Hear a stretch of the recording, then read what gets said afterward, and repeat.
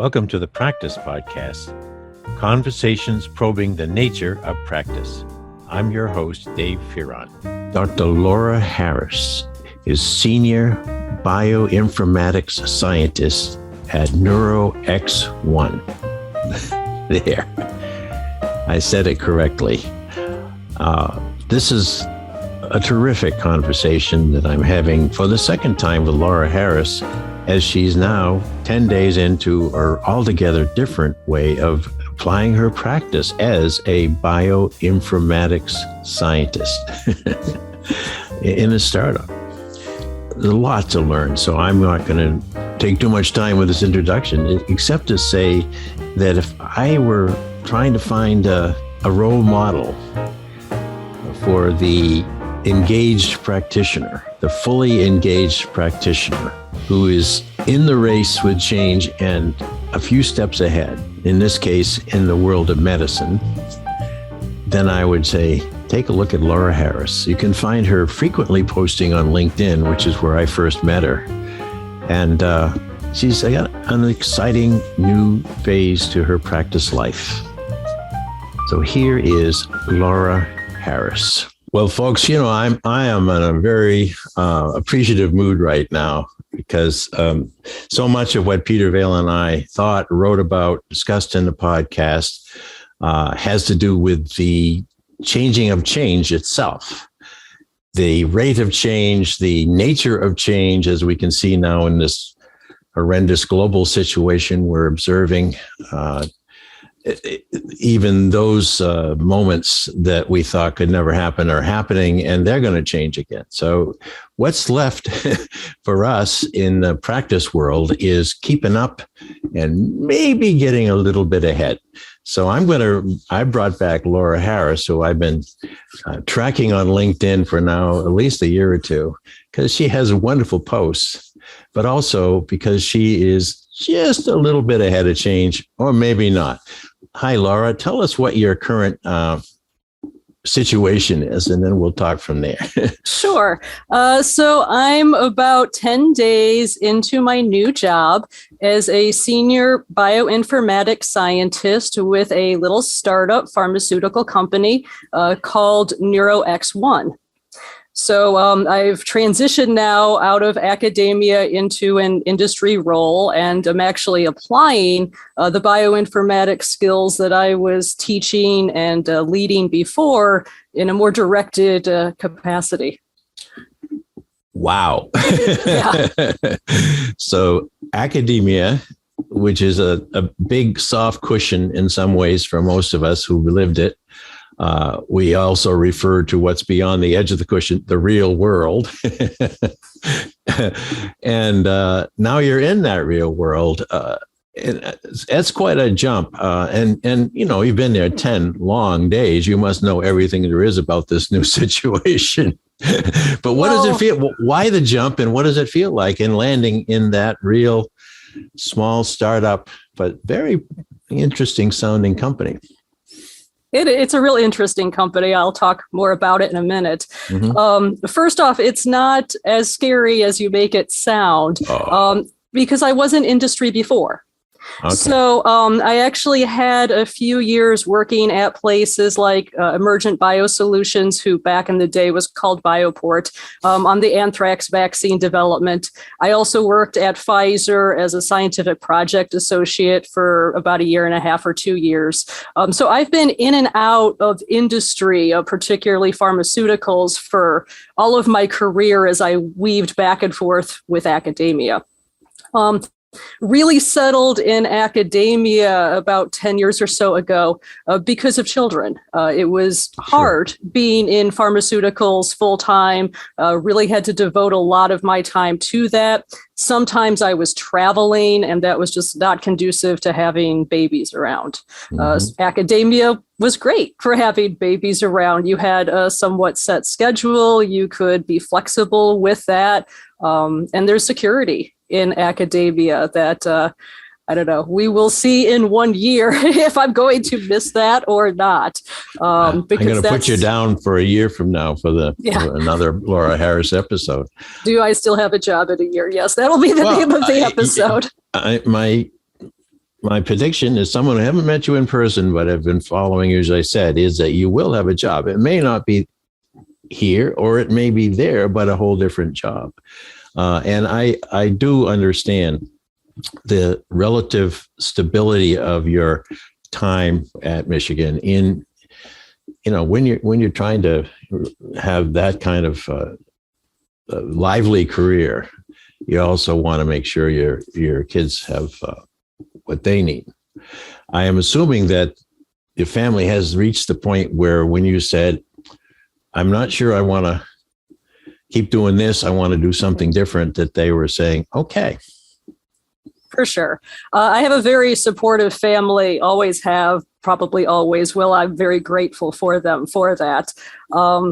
And the kids now are in their teenage years, so they not only get to watch, sometimes they get to contribute in research projects, particularly when quarantine started and we were all forced to be together. So it's fun to not only explore my research interests, but now to watch my kids have their own interests in different areas and to explore those, for example.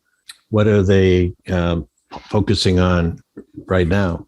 My older daughter is about to be 15. She is just finishing up a quantum computing class through MIT, the Massachusetts Institute of Technology, but it's geared towards high school students. So it's not like she's doing intimidating calculus yet, but she's not afraid of that calculus and is really excited to learn the math and then revisit quantum computing in her future. So that's her area. And then my younger one will be 12 in September, and she's looking more into medicine, wants to go into surgery. So we'll see how that develops. Oh, man. I hear these stories about the young teens of the day, and I'm very encouraged, actually. Whatever their minds lock onto, whether it's in the literature, the arts, certainly in science, it tells us that the future is very likely to happen, and it's going to happen with a lot of new talent. Now, the company you're in now is a startup. Yes. What is that? Goes from sort of a school that was around in Michigan for at least 100 or so years to a company that's just barely born. Can you talk a little bit about why that choice and what it's like to be with those entrepreneurs? Sure. Compared to academia, it's a radical difference. Because academia, as you said, has that mindset of security. Most of the people that I was working with at Michigan State University had tenure, or at least had tenure-like or tenure-track-based positions. Davenport before that was not a tenure-track institution, but they did have longevity in terms of I was there almost 8 years myself, and they were not showing me the door I was looking to grow. With that said, then the startup NeuroX1 started around October, November of last year. So they're about 6 months old. They have gone through their first round of funding, which is why I'm actually paid as a member there, which I appreciate. But, we still, yes, we still need to, grow our funding to continue. And so that's been a change just in mental frame, that I have a position at Michigan State where they can't fire me until contract renewal in 3 years. But then I'm turning that down for something where we might blow our money quickly. So there is a risk factor that goes into it, which is why I'm more willing to do it now in my career than earlier, because the kids are established and, we've had money set aside for these kind of things, looking forward and try to be preemptive, as you mentioned earlier. Why this switch to startup? That is primarily because of my own intellectual curiosity. When we talked before, I'm sure I mentioned that I had this group called the Harris Interdisciplinary Research. And so that was incorporating bioinformatic research projects in the classroom, outside of the classroom with undergrads, et cetera. And so basically that curiosity is a big part of me. And I don't want a job where I can't express that. And I found that going for the traditional bioinformatics jobs in the big pharmaceutical companies had some stability. But then that also means I wasn't able to be as creative. Yeah. They were coming to me with, we want this analysis done this way. Mm-hmm. There was very little room for me to say, well, why don't we look at this? Or why don't we do this analysis instead? Where the startup company completely allows me that freedom because they need all the ideas they can get so we can grow and sell those ideas. So I'm encouraged as part of my job on a regular basis to, go on a literature bender, so to speak, and just read everything on any question I could think of to develop ideas and then pull data to support those ideas moving forward. So it's the environment of the startup that really drove me to it over other industry positions. How do you feel? How do your energies feel now that you're doing something that really supports your creativity, probably beyond imagination in some ways? And how does it feel? Twofold. So because I'm so new to it, there is this feeling of, where's the teaching? Mm-hmm. Up till now, it's always been teaching first, research if I get an extra hour, or on the weekends, or heck, date night, New Year's Eve, Christmas Eve. When is the server available? I don't care. I'm going to use it. But now this is my job. And so, 8 to 5 or whenever I feel like getting my hours in, I get my hours in and probably go over because I'm curious. But then there's that feeling where, should I be teaching? Is there a class around? I should be doing course development. And it's weird how that feels like it should be there, but I don't miss it per se. The research part always gave me great joy, and now I get to experience that more fold. As I said, it's a little hard to keep my hours short, but yeah, that's how it feels. I think it feels great. I can always picture you, out and about, and suddenly you see more than 2 people standing somewhere, and you come up and say, "Hey, I'm Laura. What can I teach you today?" It's funny you you could say probably that. pull together a lesson. Yeah, it's funny you say that.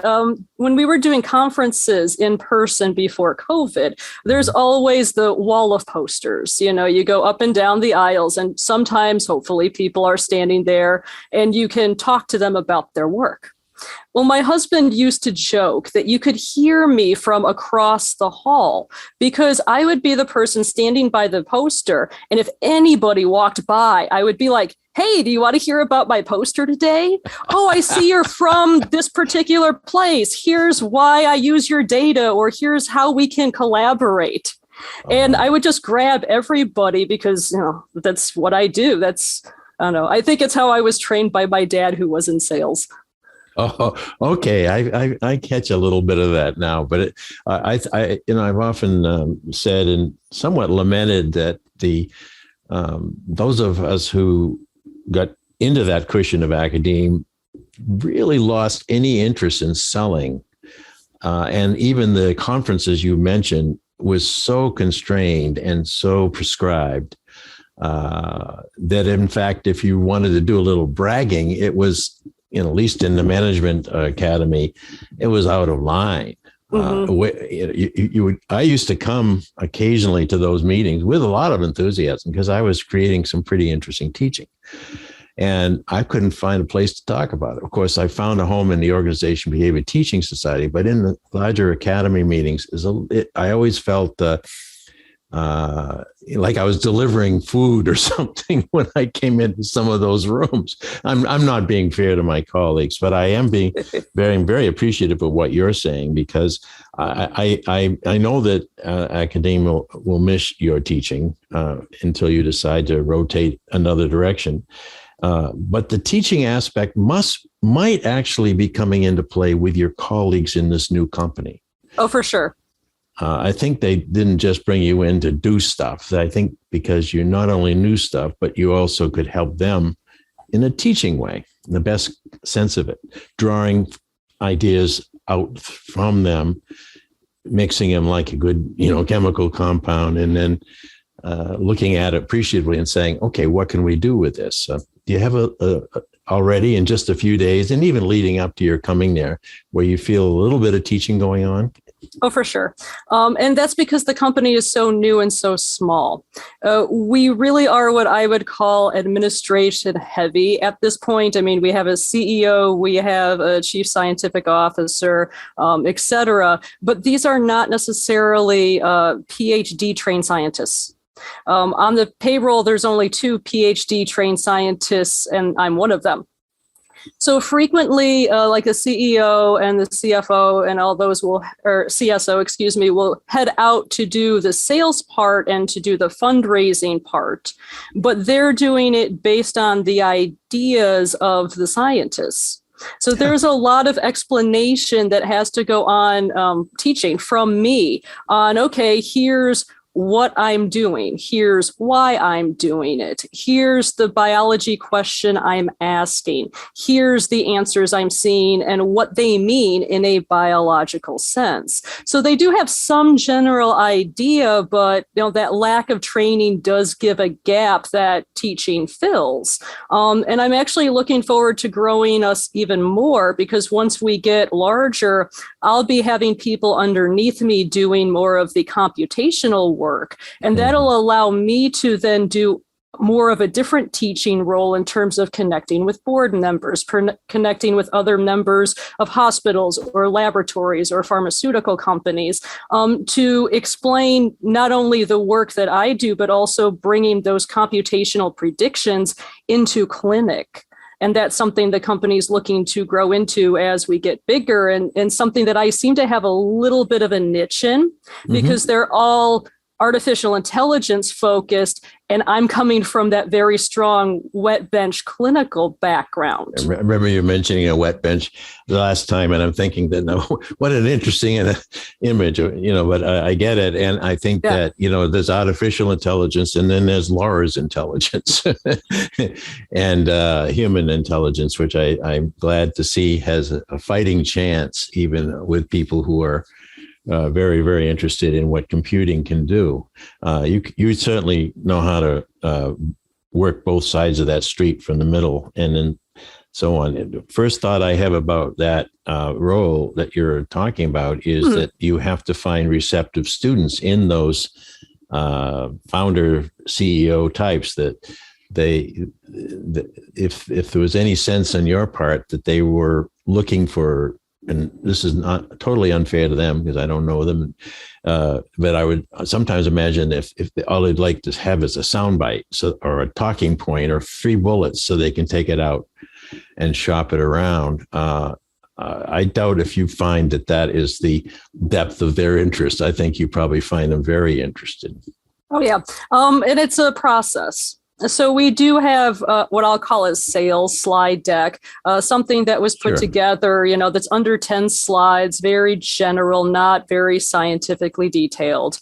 And then if they're interested, of course, we can do later meetings, some of them involving me or other scientists, to go into the details. And so what the CEOs have been describing is that they find people that are interested, usually these are other companies, or these are people that are already have a bit of money, but have family members or are personally afflicted with a disease that they're interested in funding research for. And at that point, they start a dialogue in terms of, okay, what money could you contribute? What outcomes do you want? Could we potentially provide the outcomes you want based on the money you're willing to provide? And once those are kind of hammered out in the beginning, then you can get into the nitty gritty of the science. Right. And you don't really want to do that before you have that initial talk, because then you're putting a lot of research effort that isn't being paid, that might not pay off later. And in academia, that's fine, because we don't care. We're on NSF or NIH or USDA money, taxpayer dollar, but the game changed. So you're definitely getting the small business experience, in the best sense of small business. They pay a lot of attention to cash flow. Oh, yes. And you don't want to be putting money into things that might not produce a purchase, if you will. Correct. Tell us a little bit about the nature of the company itself, and then I can ask a little bit more about the kind of work that you're crafting already. What does the company do? So right now we are focusing on developing artificial intelligence pipelines, as they call them, in order to analyze different types of data, right now publicly available data, but we are working on collaborations for privately held databases. Mm-hmm. And my job in particular is to develop these computational pipelines, to analyze that data, to identify targets and develop new drugs for those targets around any sort of neurodegenerative disorder. Helps when I slow down when I speak those words. That's a hard one. Yeah. It is. Neurodegenerative. It's a hard thing to say, but it's a horrible thing to have. Let's put it that way. Well, it's an interesting project because I've spent some time studying the brain just from human anatomy and how it can play roles in like the gut microbiome axis, for example, because my background's microbiology and immunology. Mm-hmm. But there's very little definition around some of these neurological terms. So like we talk about things like dementia, but then there's so many different ways that the brain can lose the ability to memorize or remember something long-term, that it becomes a problem to say just dementia. What type of dementia? What's the cause for that type of dementia? And even that can vary quite widely from patient to patient that we're claiming to have the same disease. Mm-hmm. So it's a completely different ballpark for me and a lot of gray area to go along with the gray matter, so to speak. Mm-hmm. Because in microbiology, it's you versus the bacteria or you versus the virus. And I can measure, is there bacteria or are there not bacteria? And the goal is to kill the bacteria. Mm-hmm. But in the brain, it's not that way. And it's a whole different biological ballgame, which is way more intriguing than I expected it to be. I expect it will be. Yeah. Looking at some of the electronics of the brain instead of the invasive characters that you studied before. Let me see if I get it. So your company will take a huge database around neurodegenerative disease, and the service you'll provide is you'll provide a very deep, specific analysis or analysis that would lead to new findings within that database. Is that sort of the idea? Yes, that's correct. So that's you, in a way. You and your fellow PhD scientists. Ideally they'll come to you and they'll say, XYZ company has this huge database on their persons over 80. And among them, there's a population that I think has this disease. What can we find out? Well, keep in mind that the first step is that database. And there are publicly available databases already out there that accomplish the same thing. And we use them all the time. I used them for my dissertation, for example. Mm-hmm. Now, getting that data isn't always the problem. The problem really is being able to analyze that data. Yes. And so that's part one for us, is developing the computational tools to accurately analyze the data. Once that's accomplished, which should be relatively soon, then we can make predictions based on what the computer sees as to new drugs we can develop. So, for example, the other PhD trained scientist that I have on my team, she actually is a computational chemist. So her main job is to take the targets, the genes or pathways or whatever biology target I say we need to change. And then she is an expert in using computers to come up with a drug that would then do the effect that my computer half is predicting. At that point, then we can take her predictions based on my knowledge base and then put that into a laboratory and have an actual chemist make those molecules that her side is predicting. And then that goes into, a petri dish or a mouse or eventually a human. And that's really where we're looking to go. Getting the database is just the very first step and definitely not the whole vision of the company. It's all that middle work. Once it goes out to the mouse in the laboratory, are you still involved with that, or is your product something that you would sell to the laboratory to work from there?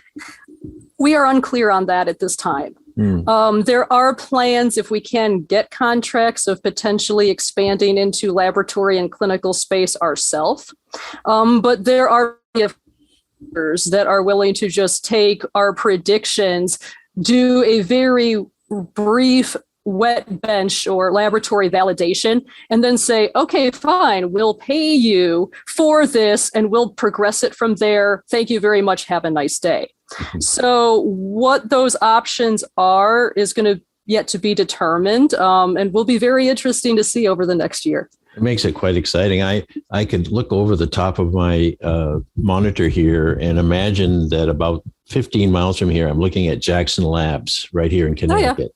Yeah. And I suspect that they could be someone who would like to hear more about what you're doing. Yep. Jackson gives us a lot of our transgenic mice.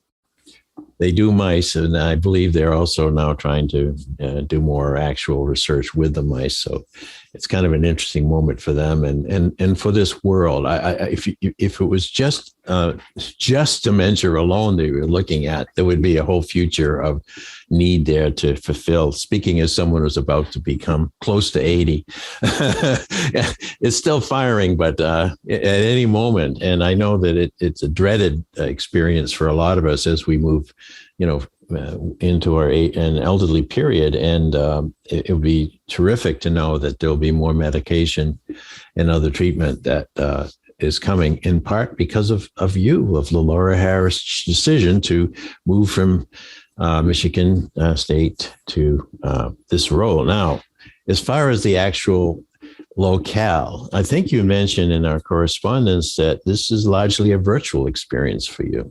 Yes. Right now, it's entirely virtual. NeuroX1 does not have a home office, so to speak. Because we are so new and because we are AI driven, we don't need a home office at this time. Now, there are discussions, once we get our next round of funding, potentially putting offices in New York because the big pharma companies are headquartered there. I think lab space in New York is probably going to be a bit expensive. Oh, so I have some other ideas. But first, we got to get the money and then we can cross that bridge. Yeah. So there is and yet I imagine since the pandemic has taught a lot of us that we can work quite effectively virtually, that it'll be what's I think happening again as I see it here in Connecticut. There'll be the hybrid kind of situation. Those who are have purchased a lot of office space and or leased it are not happy with the fact that people have discovered that they can be effective, without having to park and go upstairs or up the elevator. As far as your own practice, though, I suspect that you would want to be accessible virtually as much as possible in terms of the conversations needed to get, your aspect of the thought into the discussion.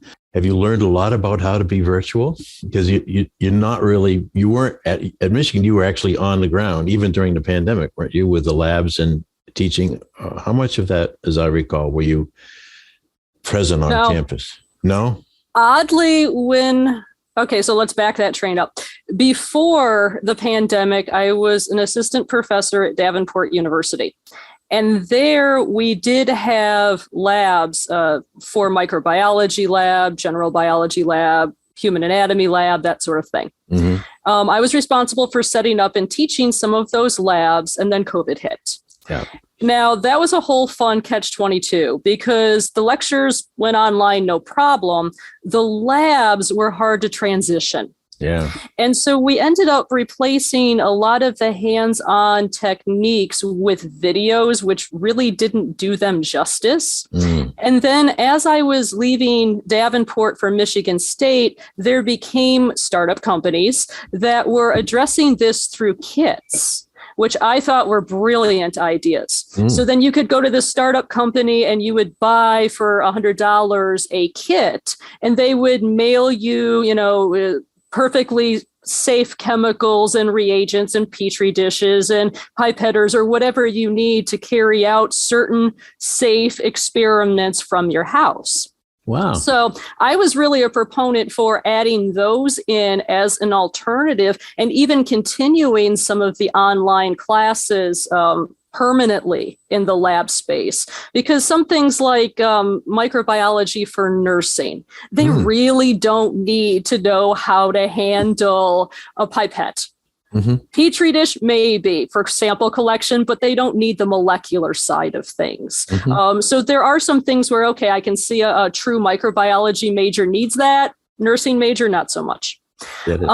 And so that's when I left for Michigan State. Now at Michigan State, I was the director of training for the Institute for Cyber-Enabled Research, which is a big fancy name for a supercomputer. There, I actually worked about 13 months and I never had a key to my office. I worked entirely from home. And the day that I gave notice to my department, they also announced, well, next month we're going to start meetings again on campus. And I was like, great, I don't have to pay for parking on campus. I missed that boat. Mixed blessings, huh? Yes. And so, yeah, I mean, prior to that, I was lead faculty area chair for University of Phoenix and taught online for 5 years, helped with online course development. So yeah, online's not a challenge for me. You see my LinkedIn. I have definitely seen it. And you're sort of the, the practitioner of the future. You name the setting. And I'm sure that the people who are keeping up and staying ahead of change have become very much the equivalent of amphibians. You've left the water, you're on the land, and now you're in the air. Let me see if I can find the right way, because I just glanced at my clock and I want to keep this going, but you're busy, and I know our listeners may have to get another Laura Harris segment soon, because 10 days. First, you're happy there. 10 days. You're going to go on to the 11th, the 12th, the 13th. Oh, for sure. I'm hoping to go on to the 10th, 11th, or 12th year. There you go. The aspect that you was talking about, the computational, you had access to the supercomputer kind of thing. What constraints are you working with now in terms of computing, if any? Not that much, oddly. So it was always a catch-22 with Michigan State, because I was teaching people how to use the supercomputer, but not technically allowed to use it for my own research. Oh, and that was a bit disappointing, but I understand why it kind of was the way it was. When I came over to NeuroX1, like 2 weeks before I started, they said, okay, we'll get you a new computer. And at first I was like, okay, I'll go shopping. Let me take some time. And then they started throwing really expensive computers at me. And I was like, okay, we're a startup. Let's not go crazy. Give me a couple days. I'll get you something that's reasonable. That's great. We compromised on something that works really well for me and doesn't require me to use a cloud-based server. Now, we have talked about using cloud-based servers. There are plenty of cloud-based servers, IBM, Google, Amazon, et cetera, that you can use. They are fee-based. And so for a startup, it's not always the best to use something that's going to be fee-based until you can get the money to pay for something that massive. So the computing power I have right now is just fine for the little pilot things that I'm working on. And once the pilot takes off, we'll have the money for cloud computing. Yeah. You really have a business head. I must have, you mentioned your dad, but they wanted to give you something that you didn't believe right there was necessary in terms of capacity. You thought about the things that what you just recounted, but there's a sensibility that I'm picking up, Laura, that, you don't own the company, but you think like you do, in the best sense of that. Well, I mean, I kind of feel like I do in some regards, because I put so much in terms of intellectual thought and property and blood, sweat, and tears into the projects. I really do feel like I have ownership of them, which is something that motivates me. And I didn't feel like I had before at Michigan State, because you're not allowed to use a supercomputer for your own use. So I'm not... I agree with your opinion. I do kind of view it as my company in terms of what I'm building with it. I'd like to have an ideal world, every employee of every kind of company having that mindset, though, so that they make choices that are not only good for them or their immediate surroundings, but actually can calculate, as you have done, what is this going to cost and how is this going to benefit the whole company if I do it this way. But those days are ahead. And in another era, but perhaps you and your two lovely daughters will be setting the way of a good common sense, but uncommonly intelligent use of your mind and talent.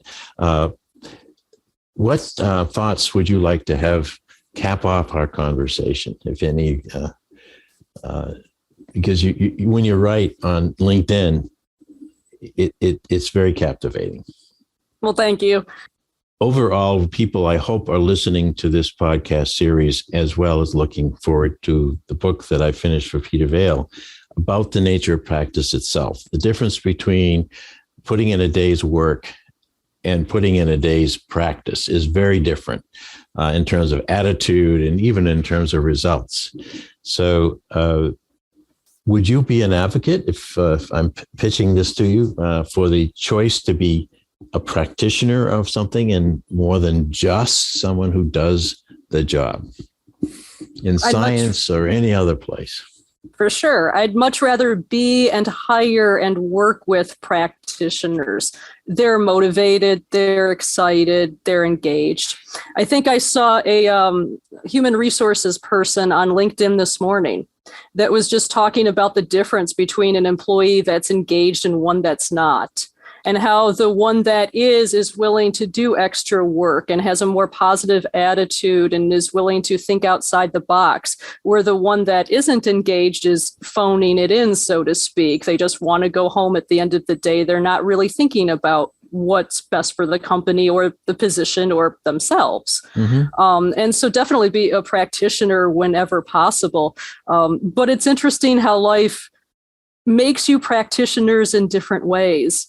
I thought leaving academia, I wouldn't be teaching anymore. But, I've talked about teaching CEOs and other things about science, but also now I'm starting to get interns. And so now I'm also going to have to start teaching like I was teaching before, just not in a formal classroom setting. There you go. So life always comes around to practice. And I think that, we don't leave much of what we do and love doing behind when we leave a place. I really don't think so. We were relocated by choice, hopefully. And yet we find out that the rhythms, the vocabulary, the sensibilities that we developed in our previous work has very good use in its new setting. Plus, we get to learn how to grow some new aspects to ourselves. It's a growing thing, and I truly love your notion that it's better to be a practitioner. That's what I'm devoting what I'm now calling my teaching, 5 or 6 years since I retired from my professorship. And I think it's the right cause for the right time. For sure. We need to put things into practice rather than just talking about them. There's too much talk as it is. Laura Harris, thank you. Thank you for this conversation. Thanks for inviting me back. We'll talk again soon, Dave. We will. If you'd like to hear more, listen in on Spotify, Podomatic, and Apple Podcasts, or go to inactionresearch.com/podcast-page. And if you'd like to learn more about social inaction and the nature of practice, head over to inactionresearch.com for more information. Thank you for supporting this show. We look forward to hearing from you soon.